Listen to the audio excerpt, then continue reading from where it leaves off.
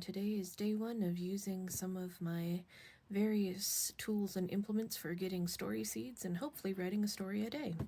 So today we are starting with one of my favorite tools is the Story Engine deck.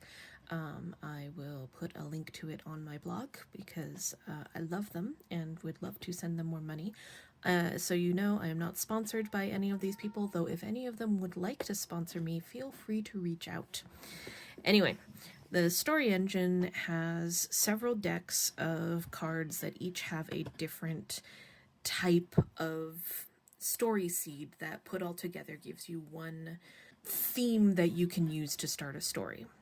And when you're using them, to use them the way that the rulebook says, first of all, the first rule is any rule that doesn't serve the story can be ignored. So that's always a good thing to start with. Sleeved cards are very slippery. Anyway, what you want is to take one card from each of the decks, and you can choose, there are multiple options on each of the cards, and put them together to tell essentially a single sentence. That sentence becomes the seed for a story. And you start with an agent card. That is a card that is the character of whatever story seed you're going to be getting. Then you have the engine card, which is what that character's motivation is, what it is that they are wanting to, that will drive the story. Then you've got an anchor card, which is something that the character wants, usually an object or a location or an event of some importance. Conflict card kind of does what it says on the tin. It's a thing that's keeping the character from getting what they want.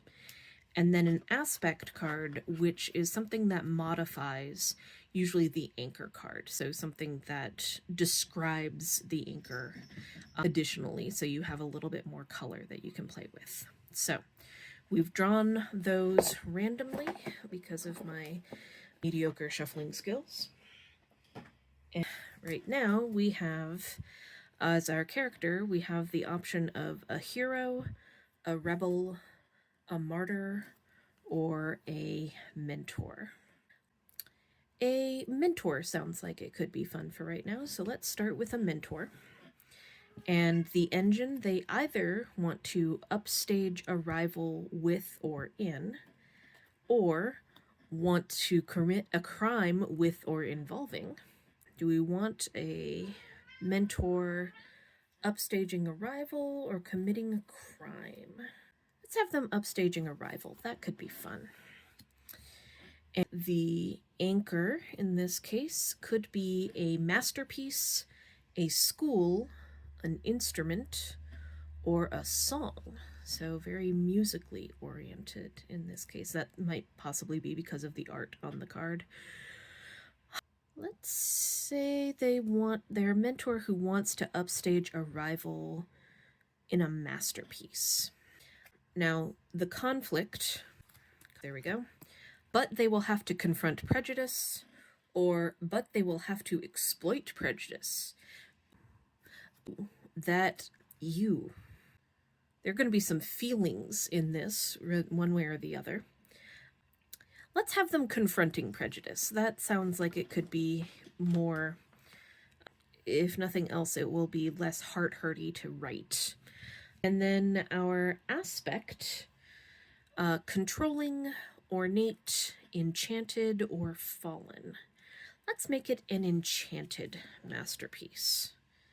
So, we have a mentor who wants to upstage a rival with or in an enchanted masterpiece, but they will have to confront prejudice.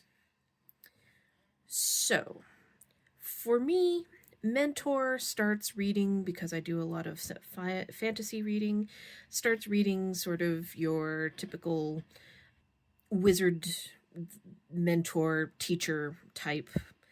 And so if we've got sort of the older wizard type who is, we could be talking about magical artwork. So we've got the teacher of a magical art school, so kind of old-fashioned art schools where they would teach one-on-one or two-on-one, small classes of students. I think Renaissance era. And we've got a mentor who is bound and determined to show up one of his rivals who might, the rival was a former student who went off on his own and then became more famous, because that's a thing that happens far too frequently.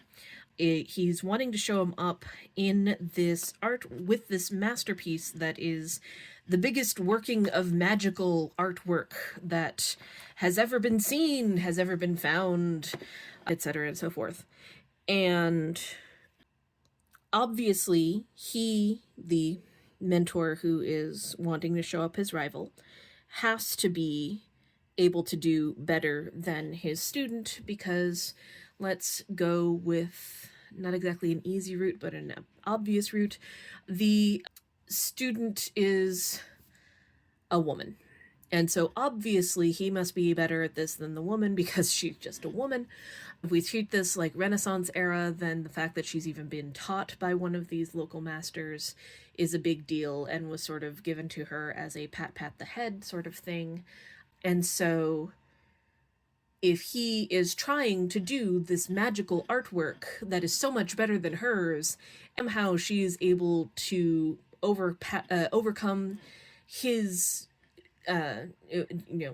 get past his artwork in such a magnificent way without even trying, then obviously there's something to this women doing magical art thing that the mentor is going to have to deal with,